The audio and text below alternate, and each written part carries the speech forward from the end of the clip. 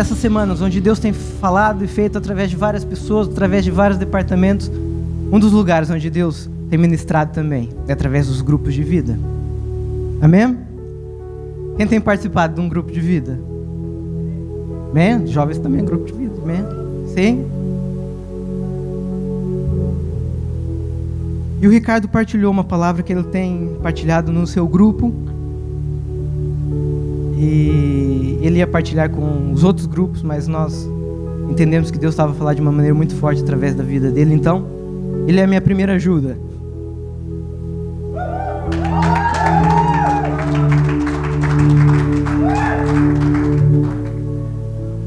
Olá, bom dia. Vou buscar aqui os meus apontamentos.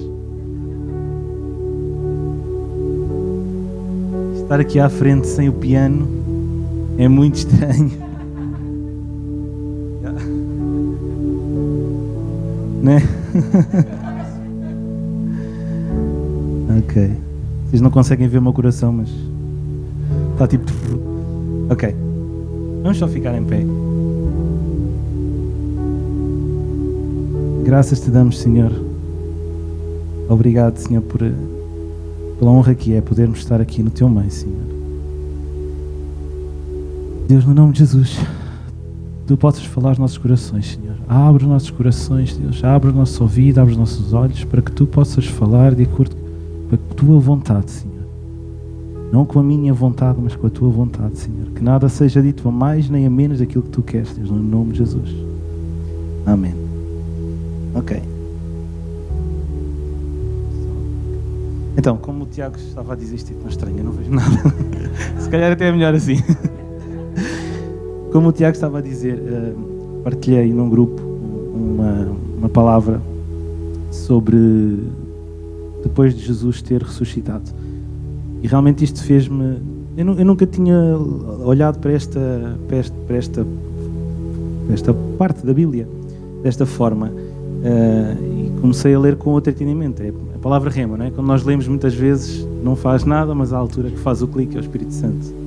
E podemos ler de uma forma e significar uma coisa, mas lemos de outra e realmente aquilo salta completamente à vista. Então eu queria que pudéssemos abrir em Lucas 24, 13.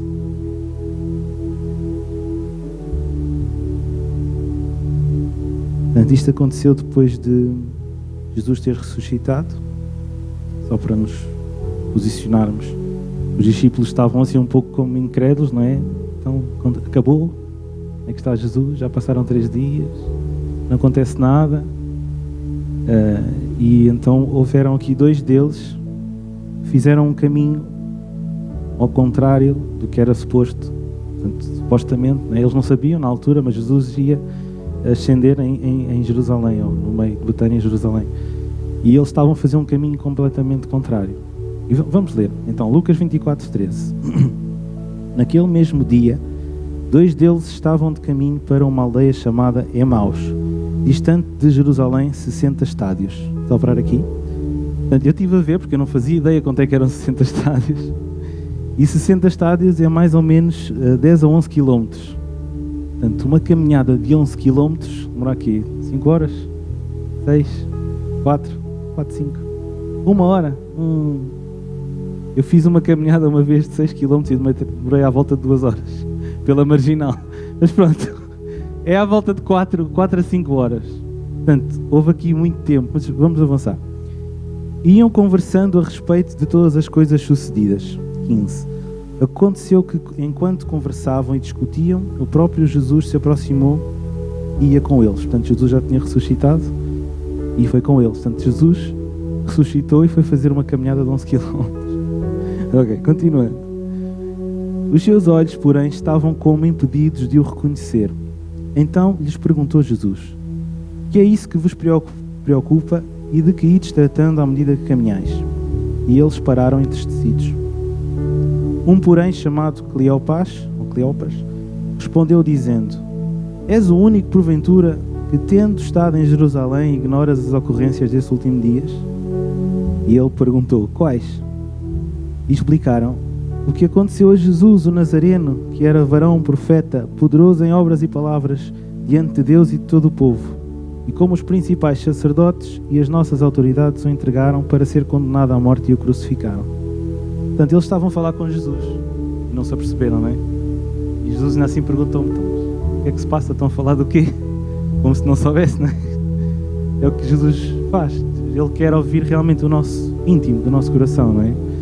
Então, primeiro, eles estavam no caminho errado, estavam a voltar para trás, por incredulidade, não acreditavam que realmente Jesus tinha ressuscitado e vencido a morte, não é?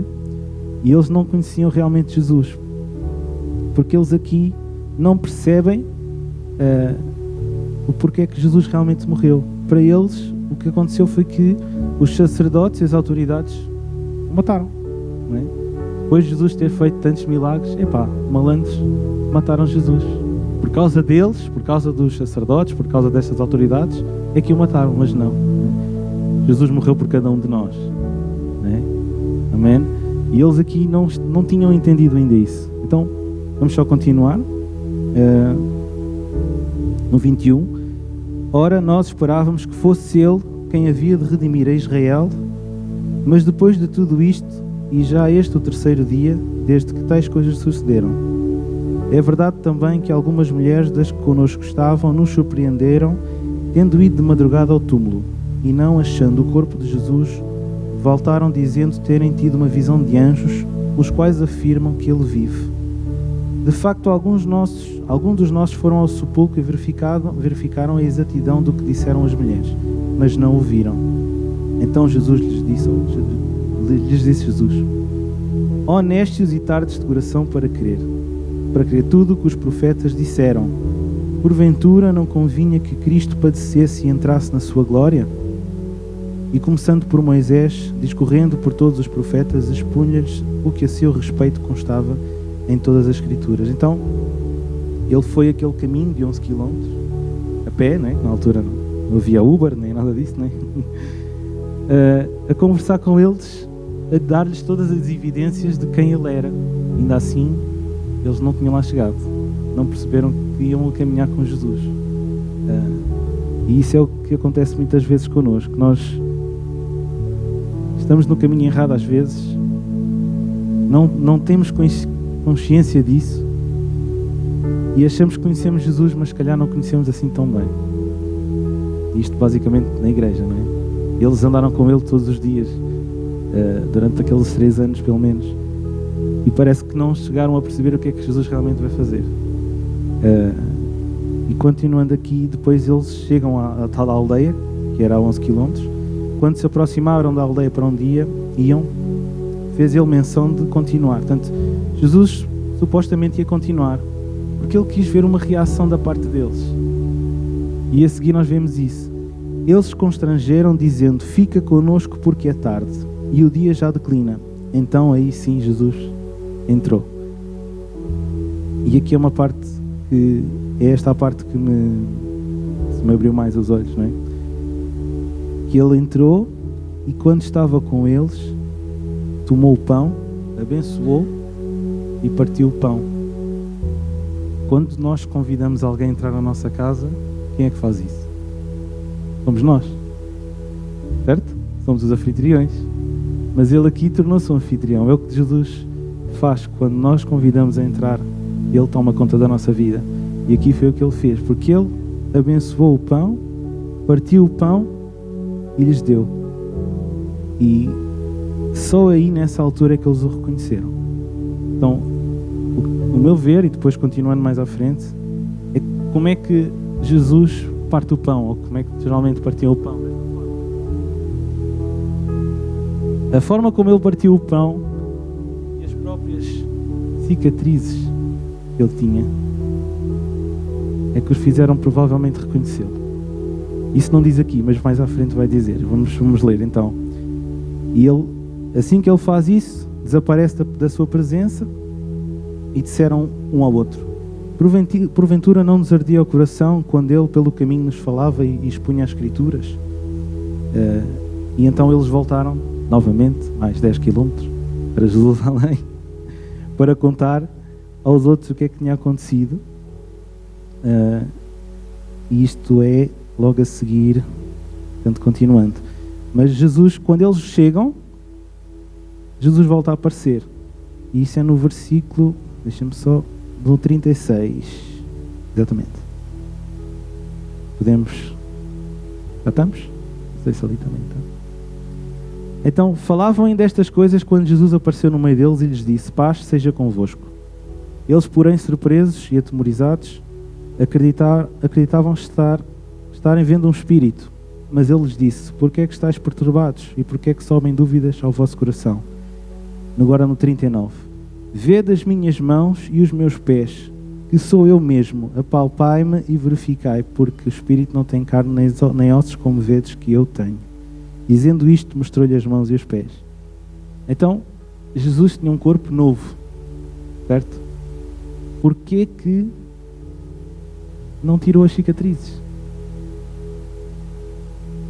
Não é? É Deus. Porquê que ele não veio com um corpo novo? Completamente novo? Porquê que deixou as suas cicatrizes? Muitas vezes o poder de um exemplo é muito maior do que uma explicação, não é? Então eles vieram o caminho todo, Jesus a explicar-lhe desde Moisés até à frente tudo aquilo que indicava que ele era Deus, Jesus. E eles ainda assim não perceberam, mas quando ele exemplificou aquilo que ele fazia, do partir do pão, e mostrou as suas cicatrizes, eles reconheceram. Não é? Não sei se faz sentido para alguém. Para mim fez muito sentido. E isto refletido em nós, não é? Nós muitas vezes temos vergonha das nossas cicatrizes. Não digo só naturais, mas mais espirituais. Não é? Eu vou contar uma coisa que aconteceu comigo. E tenho vergonha de contar isto, está bem? Mas eu sei que vocês não se vão rir de mim. Já estão a rir. Eu vou contar. É no natural, mas só para exemplificar. Então, isto já foi 2017, coisa menos coisa. E estava o Ricardo a preparar uma Santos, coisa tão simples. Preparar uma Santos para o dia a seguir. E a Santos e o pão estava congelado. Então o que é que o Ricardo faz? Agarra numa faca e o pão duro, não é? Tem que fazer força. E pumba, um golpe no meu dedo. Tal. Porque ainda está muito sangue. E eu já a pensar, e agora já não posso tocar piano, já não posso tocar guitarra, isto foi um tendão, eu não consigo mexer o dedo, ia sair sangue. É mesmo ao homem, exatamente. Mesmo ao homem. Vocês prometeram não rir, hein? Eu sabia. Resumindo, fui para o hospital, né? Levei 4 pontos e durante um tempo não consegui realmente tocar porque me doía muito e não conseguia mexer. Está aqui. Já passou. Uma vitória. Isto é natural, obviamente, não é? Quando há uma ferida na nossa vida, e falo de ferida falo como somos ofendidos, nós não conseguimos tocar nessa ferida. É ou não é? Eu não conseguia tocar nesta ferida porque me doía. Até o próprio médico a pôr aquele fio, não é? Para pôr os pontos. Ui, ele doía. Mas quando essa ferida deixa de ser ferida e passa a ser cicatriz, eu já não tenho dor. Então eu tenho vergonha de contar isto, porque é ridículo, mas pronto. Mas Jesus não teve vergonha de morrer por nós. Amém? Ainda que ele tivesse toda a razão, porque ele nunca pecou. Ainda assim ele morreu por nós. Ainda assim ele deixou aquelas cicatrizes, tanto nas suas mãos como nos seus pés, como aqui de lado, para dizer: sou eu e eu morri por vocês e me orgulho de morrer por vocês, porque eu vos amo. Amém? E muitas vezes nós pensamos que a igreja é como um centro de estética, que nós vimos aqui, fazemos uma cirurgia plástica, perfeitinho, espetáculo. Só que não. Essas cicatrizes fazem parte de quem nós somos. Porque Deus nos molda e Ele faz-nos assim. E essas situações que acontecem, nós temos que ver além. Porque há um propósito e há um plano. Ele vê muito mais longe que nós. Ele vê se estás a passar por isto, é porque lá à frente vais ter que saber lidar com isto e isto e isto. Mas se não passares por aqui, não vais lá chegar. E faz parte. Deixa marcas, deixa cicatriz, deixa. mas não vamos escondê-las, porque Jesus não escondeu. Amém? Então depois mais à frente não é mais à frente, mas é no outro livro, que é João 20:19. Fala sobre Tomé. Não estou em erro. É. Basicamente é a mesma coisa, mas Jesus diz outra coisa importante. Então, ao cair da... Já abrimos? Sim? Posso? Então Jesus aparece aos discípulos, não é? Versículo 39. Ao cair da tarde daquele dia, o primeiro da semana, trancadas as portas da casa onde estavam os discípulos com medo dos judeus, veio Jesus e pôs-se no meio deles, dizendo: paz seja convosco. Continuando. E dizendo isto, lhes mostrou as mãos e o lado. E alegraram-se, portanto, os discípulos ao verem o Senhor. Disse-lhes, pois, Jesus outra vez: paz seja convosco. Assim como o Pai me enviou, eu também vos envio.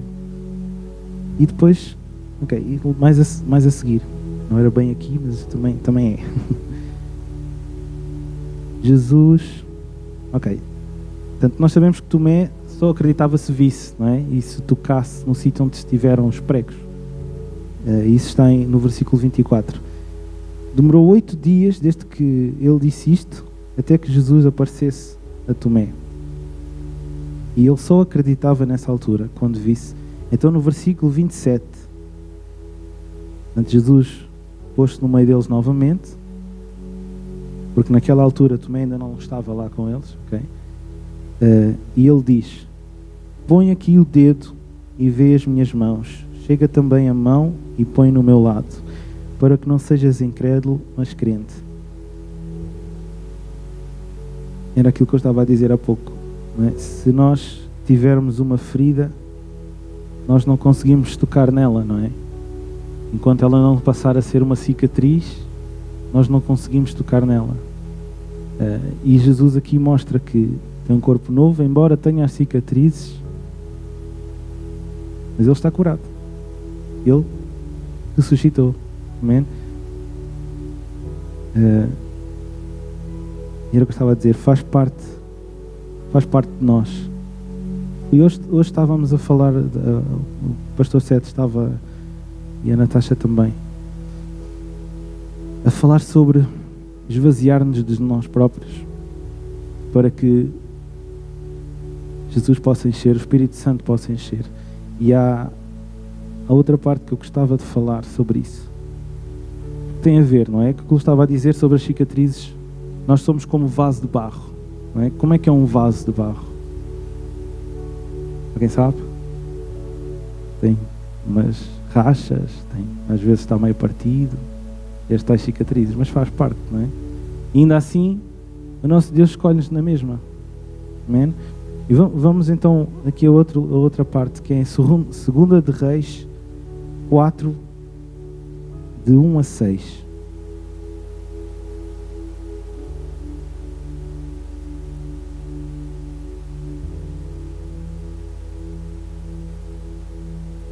Segunda de Reis 4, de 1 a 6.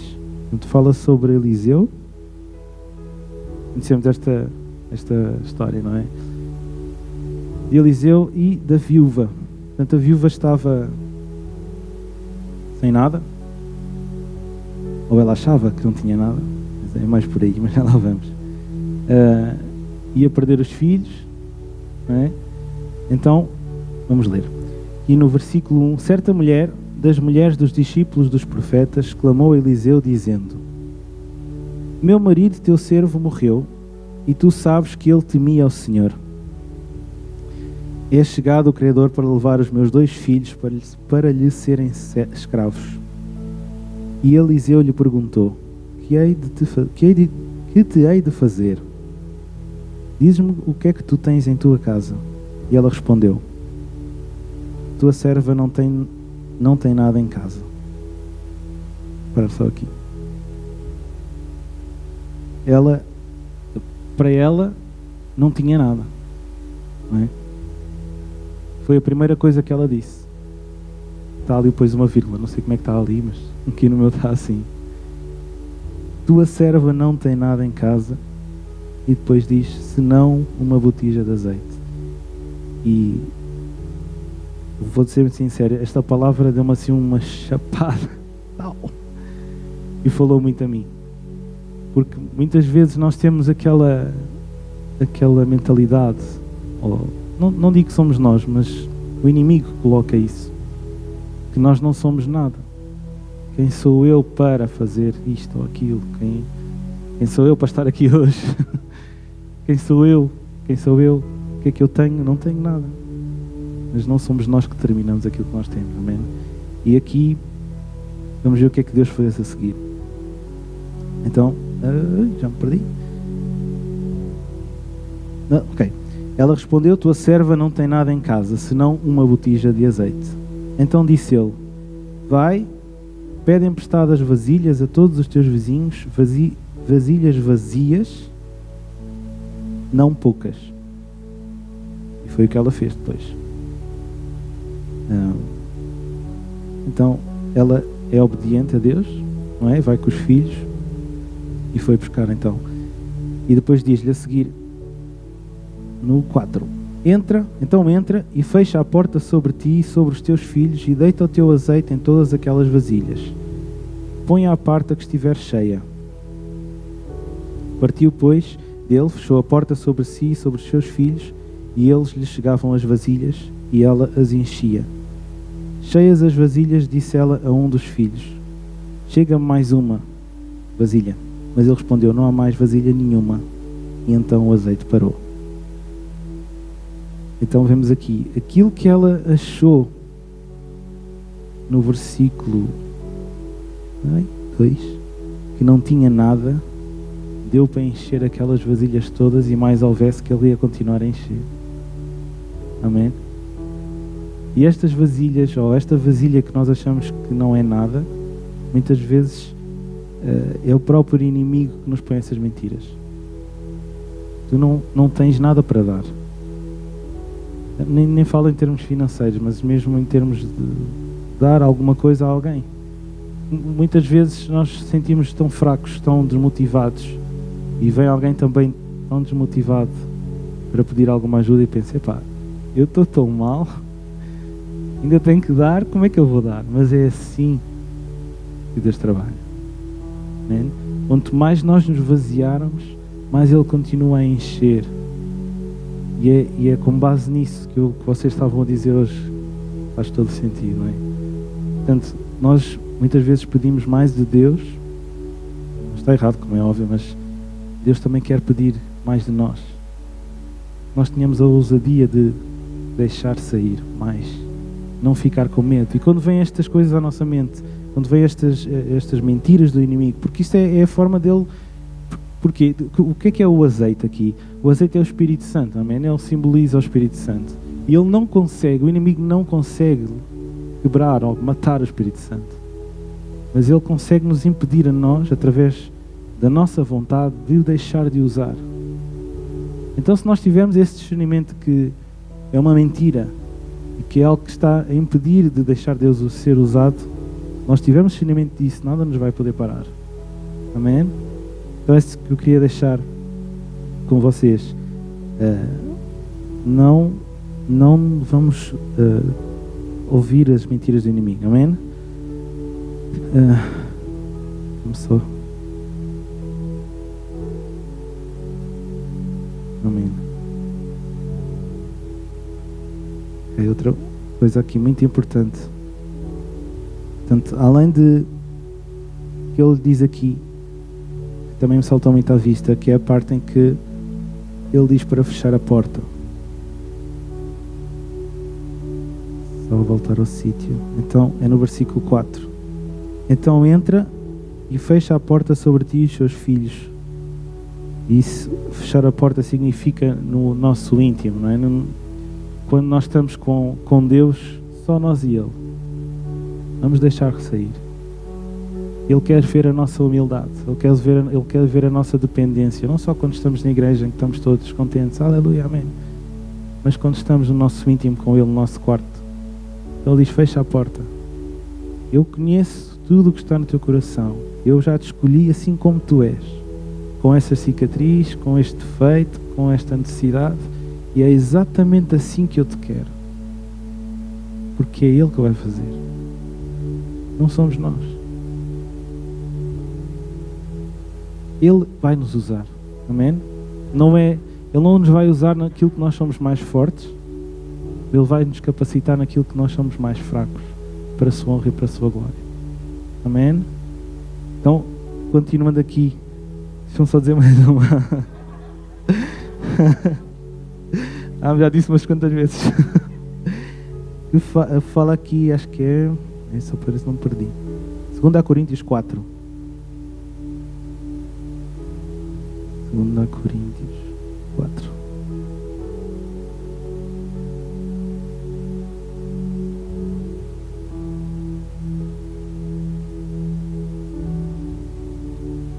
Acho que é. Só um bocadinho, desculpem lá.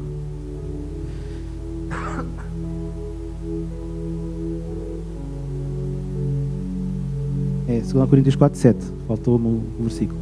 Então, posso? Temos, porém, este tesouro em vasos de barro, para que a excelência do poder seja de Deus e não de nós. Era exatamente o que eu estava a dizer, não é? Este tesouro que já está em nós, é o Espírito Santo, é Ele que faz, não somos nós.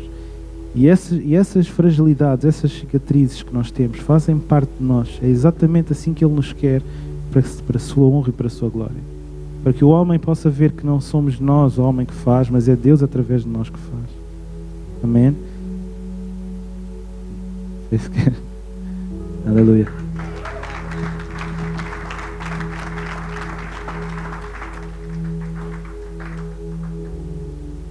Minha segunda ajuda é a Mildred.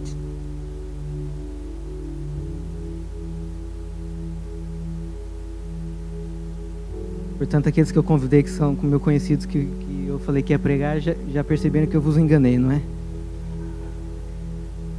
Estava a dizer, se o meu líder levar cábula, eu posso levar a minha. Obrigada, Ricardo. Eu disse, quando o Tiago perguntou-me, eu disse, vê lá, ele disse 5 minutos. Eu disse, não sei, eu sou da família da Leonor. Sei que ela tinha que pregar a meia hora, ela disse que ia pregar a meia hora, pregou 1h30. Somos família. Ok, isto é só para não nos perder, porque às vezes nós falamos tanto e acabamos de esquecer o que é essencial. O Ricardo falou acerca das cicatrizes e realmente eu vou falar mais da viúva.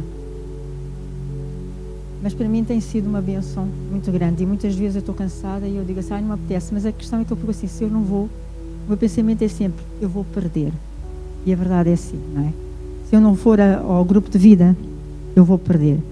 E a verdade, sempre que eu vou, tem sido um refrigério, tem sido muito bom, não é? Porque muitas vezes nós complicamos tanto.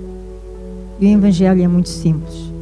E na simplicidade do Ricardo e da Ângela, eles têm trazido verdades profundas à minha vida, têm lembrado coisas que muitas vezes nós esquecemos e têm vindo. E tem sido bênção porque, como vocês sabem, eu estou a ir às prisões. E quando ele falou acerca de cicatrizes, não é? E muitas vezes nós vamos às prisões e estamos lá, mas muitas vezes esquecemos daquilo que aquelas mulheres passam, das cicatrizes que ficam, né? Dos estigmas que são postos sobre as suas vidas e dos filhos que estão lá fora. E por 2 vezes eu usei, mais que 2 vezes, mas eu tenho usado o que ele tem ensinado e a Ângela tem ensinado para falar a vida daquelas mulheres. E as cicatrizes também fala isso que o Ricardo estava a dizer, porque muitas vezes nós podemos ter uma vida, não sei quantos anos de cristianismo, e na realidade não conhecemos Cristo, né? Na realidade não estamos a conhecer, não estamos a conseguir ouvir a sua voz, não a conhecemos porque não temos intimidade, não temos aquele tempo de intimidade. Mas eu quero falar acerca da mulher, porque é interessante, porque aquela mulher disse aquilo que muitas vezes nós respondemos, né? Quando ela vai até ao profeta, ele diz, o que é que hei de fazer? O que é que tu tens em casa? Nada, a não ser uma botija de azeite. E acho que infelizmente é isto que nós muitas vezes fazemos na nossa vida, né? Mas eu digo assim, mas como é que ela não tem nada, né? Se tem uma botija de azeite tem alguma coisa. Mas é o que nós fazemos, respondemos a Deus e respondemos, né? Porque nós muitas vezes nós não valorizamos aquilo que Deus nos tem dado, né? nós menosprezamos aquilo que Deus tem dado à nossa vida. Porque podemos não ter aquilo que nós queremos, mas temos aquilo que é necessário. E se tu tens nada, é nesse nada que Deus vai pegar. E é nesse nada que Deus vai fazer. E muitas vezes nós falamos, e vimos que o azeite multiplicou. Houve multiplicação de azeite. Mas teve que haver um passo de obediência. E aquilo que estava a falar na minha vida era isso mesmo, Porque muitas vezes nós não pensamos, não temos nada, eu tenho que estar, eu tenho que chegar, eu tenho que ser como A, tenho que ser como B. Nós temos tudo, Nós temos o Espírito Santo dentro de nós. E é como o Ricardo estava a dizer, o vaso, e este vaso representa a nós, e o azeite representa o Espírito Santo. E à medida que nós vamos derramando de nós, à medida que nós vamos dando, e é interessante quando ela vai às vizinhas, e muitas vezes nós pensamos que Deus vai usar, temos que ter aquele arrepio, que é tudo muito espiritual, e às vezes Deus usa os recursos naturais, Deus usa os recursos naturais. E para haver uma multiplicação tem que haver uma coisa. Tem que haver algo. E começa em nós. E depois é que Deus faz um milagre. E para Deus fazer, nós temos que querer. Vimos que a necessidade daquela mulher foi suprida por quê? A partir de uma coisa que ela tinha em casa. E nós temos para dar. E muitas vezes, não, eu não tenho, eu não sei, eu não posso. Mas nós temos para dar. Não tenho nada. Temos. Se calhar não é aquilo que tu queres, mas é aquilo que é necessário. E Deus vai pegar nisso que tu tens e vai fazer. Só agora requer uma ação da nossa parte, requer obediência. Foi o que esta mulher fez. E se calhar para ela até foi um bocado humilhante ir às vizinhas pedirem. Bater e pedir as vasilhas todas. E se calhar Deus usa, se calhar não, Deus usa essas circunstâncias. Usa as nossas feridas, usa os nossos medos, usa as humilhações. E nós somos trabalhados e é com isso que Deus vai fazer. Eu não vou alongar mais, mas o que eu queria dizer é o que é que tu tens em casa? O que é que nós temos? Então vamos pegar nisso que nós temos que não é nada, vamos pôr na mão de Deus. E se pusermos na mão de Deus, nós vamos ver um milagre acontecer. Nós vamos ver as coisas acontecer. E na Bíblia, é engraçado que... Engraçado não, se nós vermos, multiplicação sempre aconteceu a partir de um pão, Então tem que haver alguma coisa. Mas nós temos o Espírito Santo dentro de nós. Nós somos os vasos. Apenas requer uma coisa, a obediência.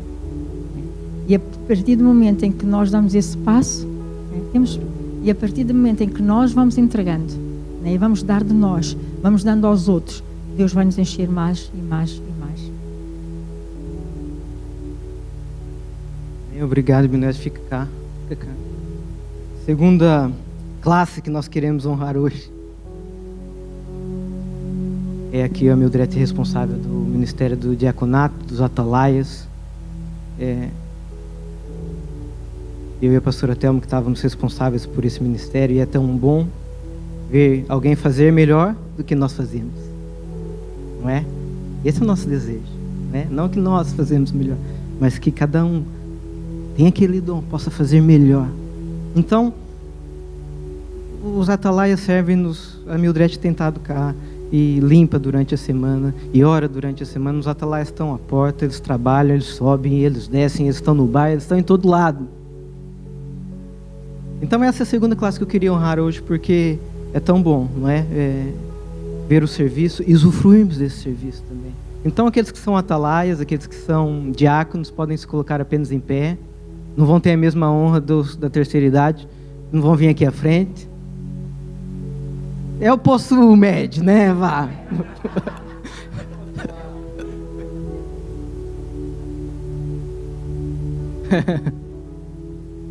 Então eu convido a igreja a nos colocar em pé também e aplaudir ao Senhor pela vida deles, por todo o trabalho, por toda a ajuda.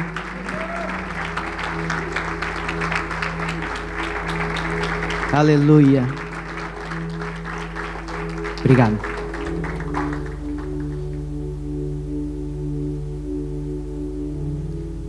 Para terminar, vamos ler uma passagem em Mateus 25, 14.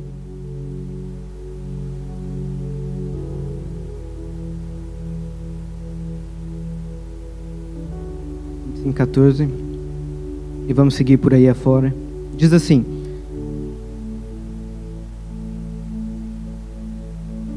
porque isto é também como um homem que partindo para fora da terra, chamou os seus servos e entregou-lhe os seus bens. O homem, partindo da terra, chamou os seus servos para entregar os seus bens. E a um deu 5 talentos, que significa dinheiro. E a outro deu 2. Dinheiro, bens, talentos. E a outro deu 2, e a outro deu 1. E cada um segundo a sua capacidade. E ausentou-se logo para longe. E tendo ele partido, o que recebera 5 talentos, negociou com ele e granjeou outros 5 talentos. Da mesma sorte, o que recebera 2, granjeou também outros 2. Mas o que recebera 1, foi e cavou na terra e escondeu o dinheiro do seu senhor. E muito tempo depois veio o senhor daqueles servos e fez contas com eles. Então, aproximando o que recebera 5 talentos, trouxe-lhe outros 5 e disse: Senhor, entregaste-me 5 talentos, eis aqui outros 5 que ganhei com eles. E o Senhor lhe disse: Bom está, servo bom e fiel. Sobre o pouco foste fiel, sobre o muito te colocarei. Entra no gozo do teu Senhor. E chegando também o que tinha recebido 2 talentos, disse: Senhor, entregaste-me 2 talentos, eis que eu granjeei outros 2. Disse-lhe o seu Senhor: Bem está, bom e fiel servo. Sobre o pouco foste fiel, sobre o muito te colocarei. Entra no gozo do teu Senhor. Mas chegando também o que recebera 1 talento, disse: Senhor, eu conhecia-te que és um homem duro, que ceifas onde não semeaste e ajuntas onde não espalhaste. E atemorizado, escondi na terra o teu talento. Aqui tens o que é teu. Respondendo, porém, o seu senhor disse: Mal e negligência serve. Sabia que ceifa onde não semei e ajunto onde não espalhei. Devias então ter dado o meu dinheiro aos banqueiros, e quando eu viesse receberia o meu com juros. Tirar-lhe, pois, os talentos e dar-lhe ao que tem 10. Porque ao qualquer que tiver será dado e terá em abundância, mas o que não tiver, até o que tem lhe será tirado. Amém. Então, acho que essa história é muito clara, não é? O Senhor saiu e a um servo dá 5 talentos, a outro servo dá 2 talentos e a outro servo dá 1 talento. Aquele que tem 5, pega naquilo, negocia e faz algo daquilo, ganha outros 5. Aquele que tem 2, pega naquilo, negocia e ganha outros 2. E aquele que ganhou 1, fica com medo, enterra, e depois quando o Senhor volta, Ele devolve. E nós, alguns de nós, eu já vi várias interpretações para essa parábola, várias maneiras que nós podíamos pegar. Mas, baseado em tudo que nós ouvimos aqui hoje, eu queria falar sobre o foco de cada um daqueles servos. O que tinha 5 talentos e o que tinha 2 talentos é a mesma classe. Eles pegaram naquilo que eles tinham diante dele. Eles pegaram naquilo e nas oportunidades que Deus deu. E resolveram fazer alguma coisa. Resolveram dar passos.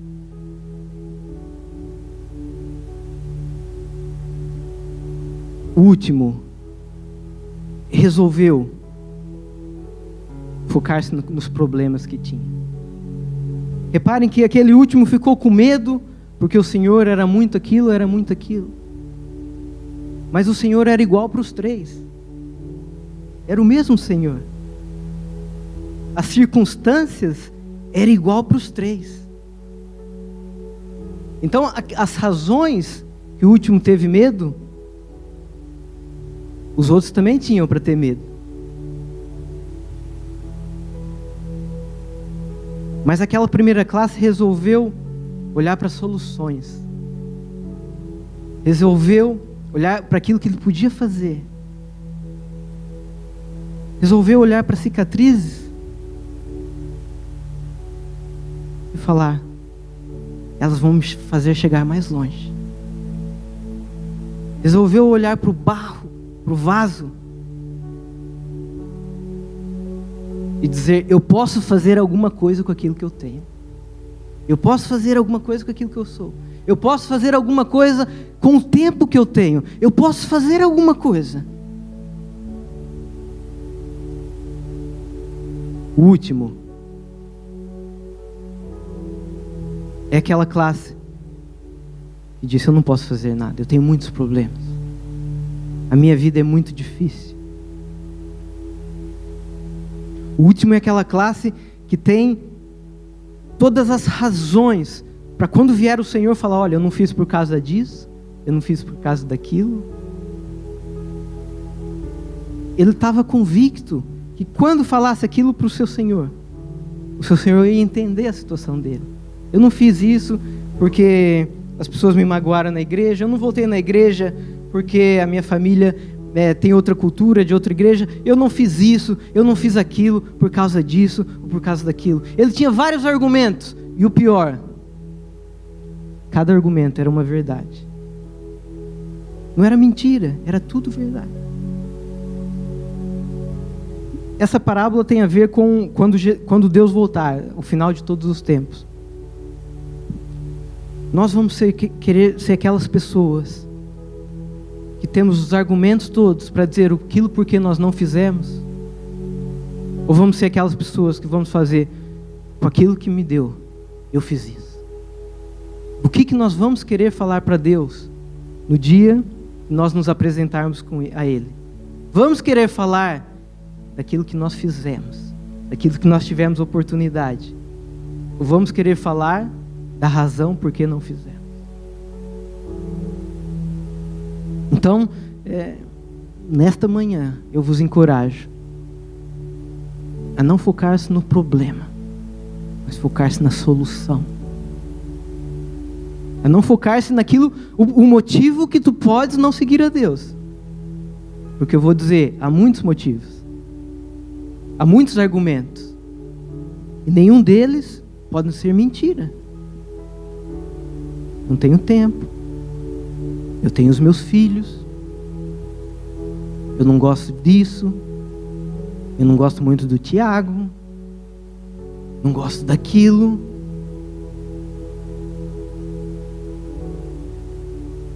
Pode ser tudo verdade.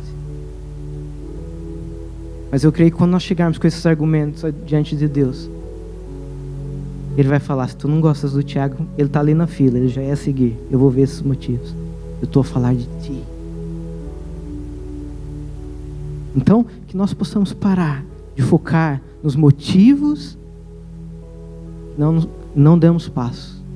E podemos focar naquilo que nós podemos fazer. Paramos de olhar para cicatrizes como algo que nos paralisa. Eu acho tremenda essa palavra do Ricardo. Como é possível? O Ricardo não leu depois o versículo do Tomé, que o Tomé disse: eu só creio quando eu tocar nas cicatrizes. Depois Jesus aparece e diz: Tomé, toca então. Como é possível? O Deus que ressuscitou a Jesus. O que é mais difícil? Ressuscitar ou tirar a cicatriz? Deus ressuscita a Jesus com um corpo ressurreto, mas com cicatriz. Então que essas cicatrizes hoje possam nos fazer andar, possam nos fazer ver como solução e não nos paralise. Que ao olharmos esse barro com rachaduras, uns menores, outros maiores, uns mais bonitos,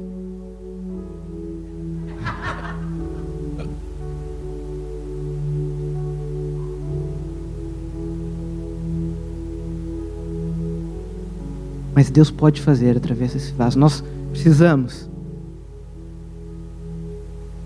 em vez de, como a mulher falou, eu só tenho isso, dizer: Deus, eu tenho isso. Eu tenho isso. Eu não posso vir à igreja todos os dias, mas eu posso vir aquele dia. Eu não posso orar não sei quanto tempo, mas eu posso. Eu não posso dar os passos todos, mas alguns eu posso. Não estejam à espera de estar sem cicatrizes. Não estejamos à espera de ser um vaso perfeito. Isso é um problema. possamos dar passos. Como estamos, onde estamos, como somos. Amém?